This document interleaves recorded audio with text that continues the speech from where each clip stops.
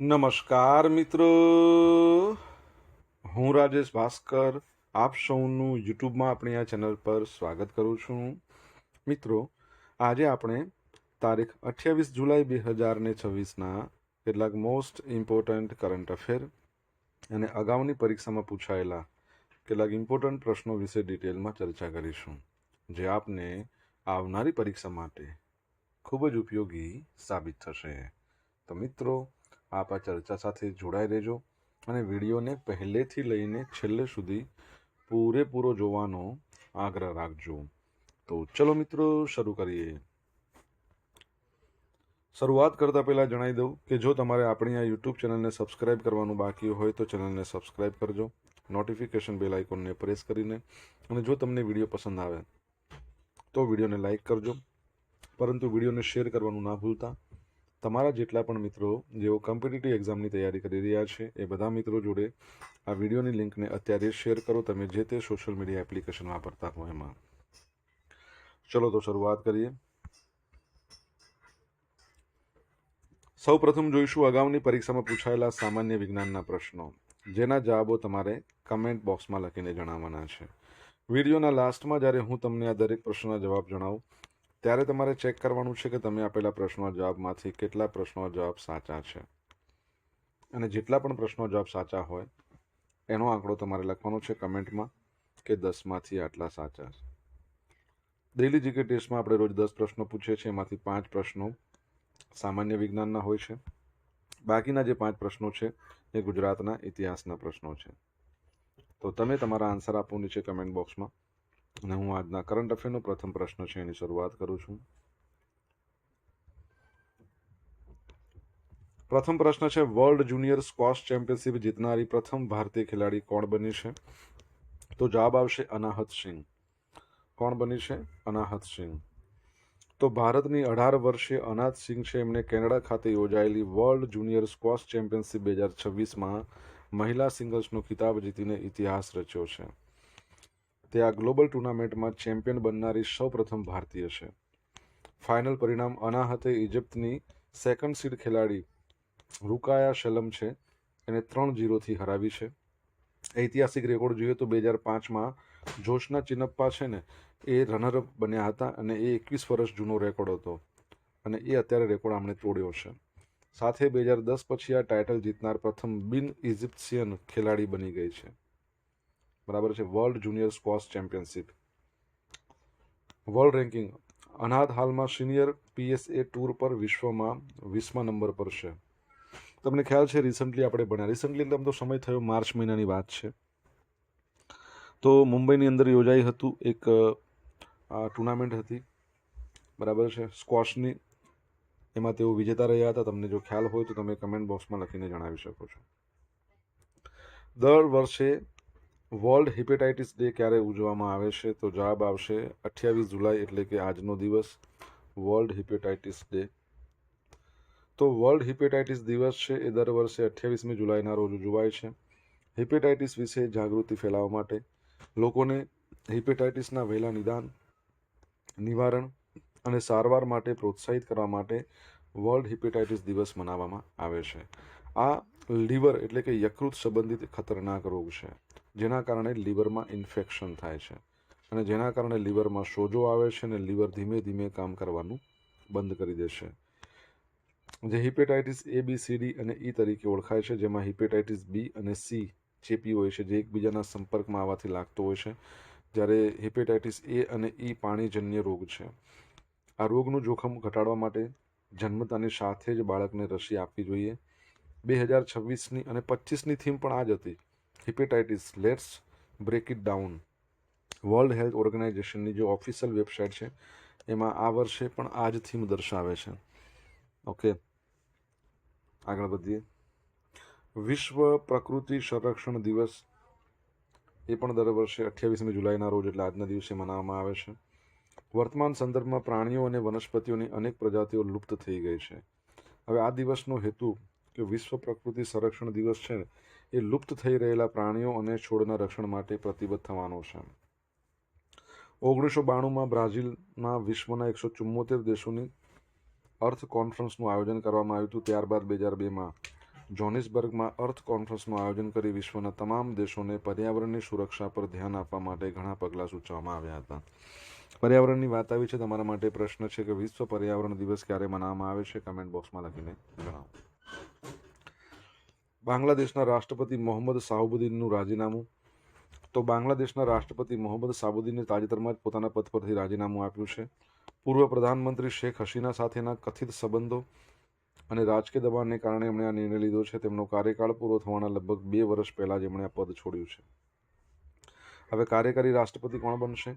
તો બાંગ્લાદેશનું જે બંધારણ છે એ બંધારણ અનુસાર નવા રાષ્ટ્રપતિની પસંદગી ન થાય ત્યાં સુધી પાર્લામેન્ટ સ્પીકર હફીઝ ઉદ્દીન અહેમદ એ કાર્યકારી રાષ્ટ્રપતિ તરીકેની જવાબદારી નિભાવશે. આપણા ભારતમાં કેવું છે, રાષ્ટ્રપતિની ગેરહાજરીમાં ઉપરાષ્ટ્રપતિ પણ ના હોય તો સુપ્રીમ કોર્ટના જે મુખ્ય જજ હોય એ તેની જવાબદારી રાષ્ટ્રપતિની જવાબદારી સંભાળે છે.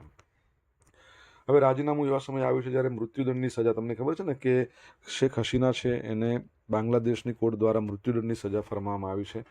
તો છેલ્લા 2 વર્ષથી તેઓ ભારતમાં છે અને હવે તેઓ બાંગ્લાદેશ પરત ફરવાની જાહેરાત એમણે કરી છે શેખ હસીનાએ.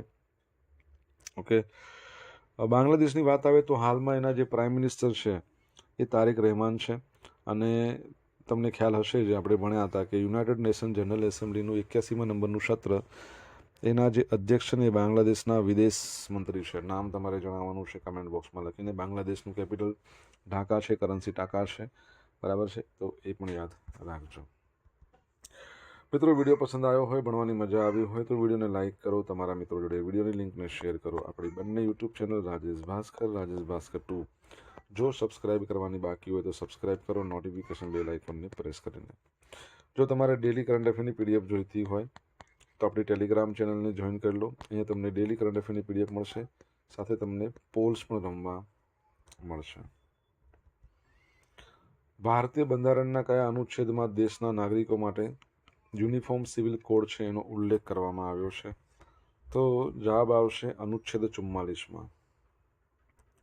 તો મધ્યપ્રદેશ વિધાનસભા છે એને ચોમાસુ સત્રના બીજા દિવસે વિપક્ષના હોબાળા વચ્ચે યુનિફોર્મ સિવિલ કોડ આ બિલ પસાર કરી દીધું છે. આ બિલ હવે રાજ્યપાલની મંજૂરી માટે મોકલવામાં આવશે. રાજ્યપાલની મંજૂરી મળતા જ સમગ્ર રાજ્યમાં યુસીસીનો અમલ શરૂ થઈ જશે. તો મધ્યપ્રદેશ છે ને એ ચોથું રાજ્ય બનશે જેમાં યુસીસી અમલમાં આવશે. આના પહેલાં આગળ 3 રાજ્યો કયા કયા છે તમને ખ્યાલ હોય તો જણાવો. વિપક્ષે આમાં શું વિરોધ કર્યો? કોંગ્રેસના વિધાયકોએ બિલને કહ્યું કે સિલેક્ટ કમિટીની સમક્ષ મોકલો, જે સરકારે ફગાવી દેતા ગૃહમાં હંગામો થયો હતો. જો કે બહુમતીથી બિલ પસાર થઈ ગયું છે. હવે આમાં શું છે બિલમાં જોગવાઈ? તો બહુપત્નીત્વ પર પ્રતિબંધ, 1થી વધુ લગ્ન કરવા કાયદાકીય રીતે માન્ય રહેશે નહીં. સમાન અધિકાર, મહિલાઓ અને પુરુષોને સંપત્તિમાં સમાન વારસા હક મળશે. લીવ ઇન રિલેશનશિપ 1 મહિનાની અંદર રજિસ્ટ્રેશન કરાવવું ફરજિયાત રહેશે. લગ્નનું રજિસ્ટ્રેશન, ગ્રામીણ સ્તર સુધી લગ્નનું રજિસ્ટ્રેશન કરાવવું ફરજિયાત બનાવવામાં આવ્યું છે. આદિવાસી સમુદાયને આમાંથી મુક્તિ આપવામાં આવી છે. આ કાયદાના દાયરામાંથી બહાર રાખવામાં આવ્યા છે, બરાબર છે. તો યુનિફોર્મ સિવિલ કોડ જો આપણા ભારતની આઝાદી મળી એની પહેલાંથી, પોર્ટુગીઝના જમાનાથી ગોવામાં તો પહેલેથી જ છે, બરાબર છે. આગળ વધીએ. તાજેતરમાં ભારતના કયા ગ્રામીણ ડિજિટલ ઇન્ફોર્મેશન પ્રોજેક્ટને પ્રતિષ્ઠિત WCIS પ્રાઇઝ 2026 મળ્યો છે? તો સમૃદ્ધ ગ્રામ. તો ભારત સરકારનું જે ટેલિકોમ્યુનિકેશન વિભાગ છે, ચલો એના મંત્રી કોણ છે જણાવો. એના ફ્લેગશિપ પ્રોગ્રામ છે Samruddh Gram integrated phygital service delivery model. શું છે? Integrated phygital service delivery model. એને આંતરરાષ્ટ્રીય સ્તરે સફળતા મળી છે. આ પ્રોજેક્ટને જીનેવા ખાતે આયોજિત world summit on the information society forum 2026 આ દરમિયાન પ્રતિષ્ઠિત WCIS પ્રાઇઝ એનાયત કરવામાં આવ્યો છે. સમૃદ્ધ ગ્રામ પ્રોજેક્ટને આ award action line C6 enabling environment category હેઠળ ગ્લોબલ વિનર તરીકે આપવામાં આવ્યો છે. ઉપલબ્ધ સેવાઓ. કેન્દ્રો ફિઝિકલ પ્લસ ડિજિટલ હબ તરીકે કામ કરે છે, જેથી ડિજિટલ સાક્ષરતા ન ધરાવતા ગ્રામીણ નાગરિકો પણ સરળતાથી સરકારી અને ખાનગી સેવાઓ મેળવી શકે.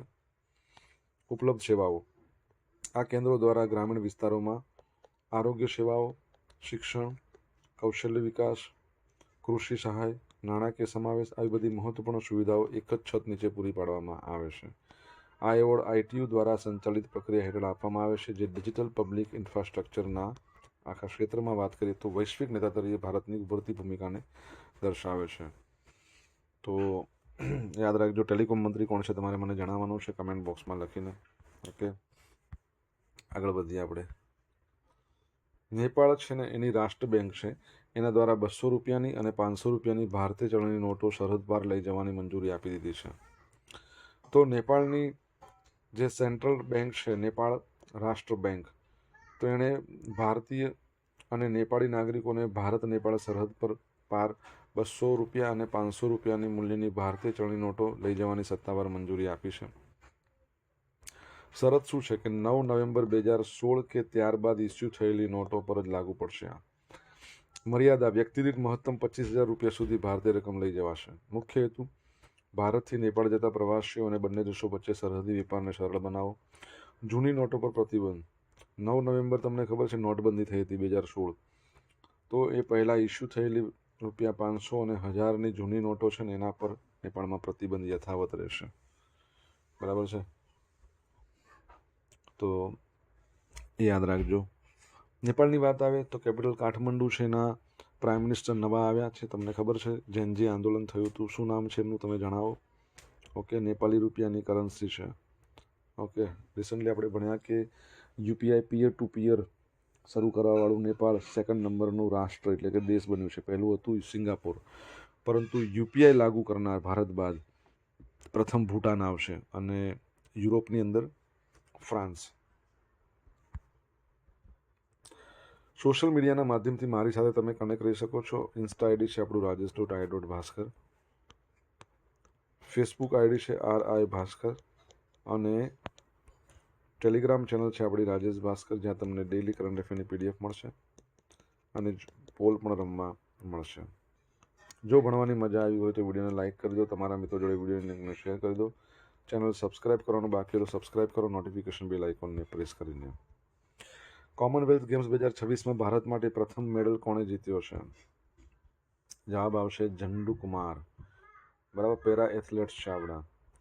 તો ગ્લાસગો સ્કોટલેન્ડમાં યોજાઈ રહેલી કોમનવેલ્થ ગેમ્સ 2026માં પેરા પાવર લિફ્ટર ઝંડુ કુમારે મેન્સ હેવીવેટ કેટેગરીમાં બ્રોન્ઝ મેડલ જીતી ભારતનું ખાતું ખોલ્યું છે. પ્રદર્શન અને પોઈન્ટ્સ. 28 વર્ષીય ઝંડુ કુમાર છે, એમણે 181 કિલોગ્રામ અને 190 કિલોગ્રામના સફળ લિફ્ટ સાથે ટોટલ 130.9 પોઈન્ટ્સ મેળવ્યા, ત્રીજું સ્થાન મેળવ્યું. અન્ય જુઓ તો ગોલ્ડ કોણ લઈ ગયું છે? નાઇજીરિયાના રિબાનુઇલ ઇદ્રિસ 132.8 પોઈન્ટ. અને જુઓ મેથ્યુ હાર્ડિંગ છે, એમણે સિલ્વર લાવ્યા 131. અહીંયા તમે જુઓ ખાલી 0.1થી આમણે રહી ગયા, ને તો સેમ પોઈન્ટ થાત તો અમને પણ સિલ્વર મળે. સંઘર્ષથી સફળતાની સફર. બિહારના નાલંદા જિલ્લાના હરનોદ ગામના છે ઝંડુ કુમાર. નાનપણથી પોલિયોથી પીડિત છે. ગરીબી અને આર્થિક તંગી વચ્ચે ઈ-રિક્ષા ચલાવીને શાકભાજી વેચીને પરિવારને મદદ કરનાર ઝંડુ કુમારે પોતાની સખત મહેનતના બળે આંતરરાષ્ટ્રીય સિદ્ધિ મેળવી છે. પ્રધાનમંત્રીની શુભેચ્છા. પ્રધાનમંત્રી નરેન્દ્ર મોદીએ સોશિયલ મીડિયા પર ઝંડુ કુમારને અભિનંદન આપતા તેમની સિદ્ધિને અદમ્ય ઈચ્છાશક્તિ અને મહેનતનું ઉદાહરણ જણાવ્યું છે. તમને ખબર છે કે 23મા નંબરની આ કોમનવેલ્થ ગેમ્સ છે, સ્કોટલેન્ડમાં યોજાઈ રહી છે. તમારા માટે પ્રશ્ન, એનો માસ્કોટ શું છે? કમેન્ટમાં લખો. સેર્ગી કોરેત્સ્કી યુક્રેનના નવા પ્રધાનમંત્રી. યુક્રેનના રાષ્ટ્રપતિ કોણ છે? વોલોદોમિર ઝેલેન્સ્કી. એમણે દેશની સરકારી ઉર્જા કંપની છે નાફ્તોગાઝ, એના વડા સેર્ગી કોરેત્સ્કી છે. એમના નામને યુક્રેનના નવા વડાપ્રધાન તરીકે મંજૂરી આપી દીધી છે. નેતૃત્વમાં ફેરફાર. રાષ્ટ્રપતિ ઝેલેન્સ્કીએ પૂર્વ પ્રધાનમંત્રી યુલિયા સ્વિરિદંકોને એમના પદ પરથી હટાવ્યા. યુલિયાને. એમનો કાર્યકાળ માત્ર 1 વર્ષનો હતો. યુક્રેનની સંસદે તેમનું રાજીનામું સ્વીકારી લીધું છે. ફેરફારનું કારણ રાષ્ટ્રપતિએ જણાવ્યું કે દેશના નેતૃત્વને નવું બળ આપવા આ નિર્ણય લેવામાં આવ્યો છે. કીવ, જે તેનું કેપિટલ છે યુક્રેનનું, ત્યાં પત્રકારો સાથેની વાતચીતમાં એમણે ઉમેર્યું કે આગામી શિયાળાની ઋતુની પૂર્વ તૈયારીઓ એ યુક્રેનની મુખ્ય પ્રાથમિકતા છે.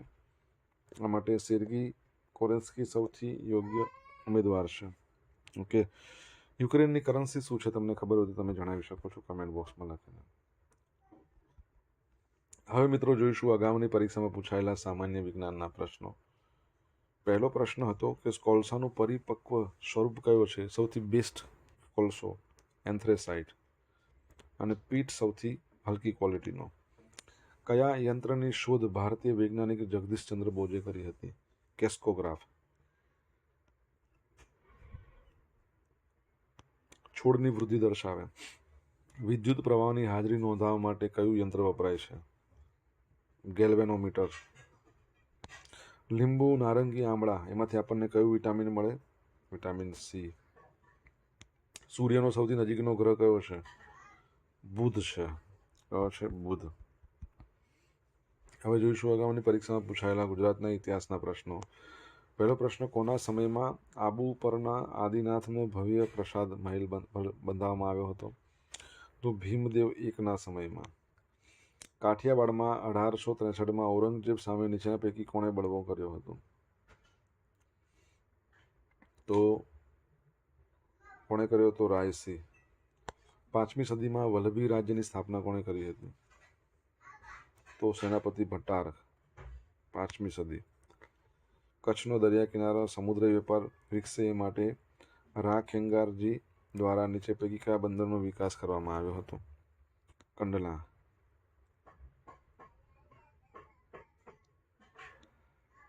ડૂબી ગયેલ દ્વારકાને શોધ કરવાનું શ્રેય કયા ભારતીય પુરાતત્વવિદને ફાળે જાય છે? S.N. રાવ. હવે મિત્રો જોઈશું ગઈકાલે પૂછેલા પ્રશ્નનો જવાબ. પહેલો પ્રશ્ન, હાલોલ જીઆઈડીસી ખાતે કયા પ્રકારના પ્લાસ્ટિક પ્લાન્ટનો પ્રારંભ કરવામાં આવ્યો છે? તો કમ્પોસ્ટેબલ કેરી બેગ છે એનો. DRDO દ્વારા તાજેતરમાં સફળતાપૂર્વક પરીક્ષણ કરવામાં આવેલ દીર્ઘ અંતરની લાંબા અંતરની સરફેસ ટુ એર મિસાઇલનું નામ શું છે? પુશ. DRDO છે, બરાબર છે. તમને ખબર છે કે એણે ઓડિશા છે ને, ઓડિશા એના દરિયા કિનારે આવેલો છે ડૉક્ટર APJ અબ્દુલ કલામ ટાપુ, ત્યાંનું ટેસ્ટિંગ કર્યું છે. હવે મિત્રો જોઈશું આજે પૂછેલા પ્રશ્નનો જવાબ. પહેલો પ્રશ્ન હતો કે અનાહત સિંહ છે એમણે માર્ચ મહિનામાં મુંબઈમાં યોજાઈ હતી, બરાબર છે, JSW ઇન્ડિયન ઓપન. શું હતું? JSW ઇન્ડિયન ઓપન, એમાં ટાઇટલ જીત્યું હતું. સેકન્ડ નંબર, વિશ્વ પર્યાવરણ દિવસ દર વર્ષે ક્યારે મનાવવામાં આવે છે? 5મી જૂન, વિશ્વ પર્યાવરણ દિવસ. ત્રીજો પ્રશ્ન, બાંગ્લાદેશના વિદેશ મંત્રીનું નામ શું છે જેઓ યુનાઇટેડ નેશન જનરલ એસેમ્બલીની 81મા નંબરના સત્રના અધ્યક્ષ છે? તો ખલીલુર રહેમાન. શું નામ છે આમનું? ખલીલુર રહેમાન. ચોથો પ્રશ્ન કે યુસીસી લાગુ કરનાર, સ્વતંત્રતા બાદ યુસીસી લાગુ કરનાર રાજ્યો કયા કયા છે? તો ઉત્તરાખંડ છે, બીજું છે આપણું ગુજરાત સેકન્ડ નંબર પર, ત્રીજું છે આસામ. તો ઉત્તરાખંડ, ગુજરાત, આસામમાં લાગુ થઈ ગયું છે. મધ્યપ્રદેશમાં પણ લાગુ થઈ જશે, બરાબર છે, સાઇન થઈને આવશે એટલે રાજ્યપાલની. 5મો પ્રશ્ન, ટેલિકોમ મંત્રી કોણ છે આપણા ભારતના હાલના? તો જ્યોતિરાદિત્ય સિંધિયા, જે હાલના ટેલિકોમ મંત્રી છે. 6થો પ્રશ્ન, નેપાળના જે નવા પ્રાઇમ મિનિસ્ટર બન્યા, શું નામ છે એમનું? બાલેન્દ્ર શાહ. શું નામ છે? બાલેન્દ્ર શાહ. 7મા નંબરનો પ્રશ્ન છે કે 23મા નંબરનું કોમનવેલ્થ ગેમ્સ છે એનો માસ્કોટ શું છે? તો ફિની એનો માસ્કોટ છે. સ્કોટલેન્ડનું જે રાષ્ટ્ર પ્રાણી છે યુનિકોર્ન છે. 8મા નંબરનો પ્રશ્ન કે યુક્રેન છે એની કરન્સીનું નામ શું છે? તો રિવનિયા. શું છે? રિવેનિયા એની કરન્સી છે. હવે જોઈશું ગઈકાલના કરંટ અફેરમાંથી પૂછેલા કેટલાક ઇમ્પોર્ટન્ટ પ્રશ્નો જેના જવાબો તમારે કમેન્ટમાં લખવાના છે. પહેલો પ્રશ્ન, સારનાથ ભારતનું કેટલામું યુનેસ્કો વર્લ્ડ હેરિટેજ સાઇટ બન્યું છે? જો જવાબ આવડે તો કમેન્ટમાં લખજો. સેકન્ડ પ્રશ્ન, ગુજરાતના કયા અભિયાન હેઠળ રાજ્યની તમામ 34 જિલ્લાઓની હોસ્પિટલના વ્યસન મુક્તિ કેન્દ્રો સ્થાપવામાં આવશે? જો જવાબ આવડે તો કમેન્ટ બોક્સમાં લખીને જણાવી શકો છો. આ હતા આજના દિવસના કેટલાક મોસ્ટ ઇમ્પોર્ટન્ટ કરંટ અફેર અને અગાઉની પરીક્ષામાં પૂછાયેલા ઇમ્પોર્ટન્ટ પ્રશ્નોના જવાબોની સાથે. આશા રાખું બધાને ભણવાની મજા આવી હશે. જો ભણવાની મજા આવી હોય તો વિડીયોને લાઇક કરજો, તમારા મિત્રો જોડે વિડીયોની લિંકને શેર કરજો. આપણી બે યુટ્યુબ ચેનલ છે, એક રાજેશ ભાસ્કર, બીજી રાજેશ ભાસ્કર 2. આ બંનેને તમારે સબસ્ક્રાઇબ કરવાની છે, એ પણ નોટિફિકેશન બેલ આઇકોનને પ્રેસ કરીને.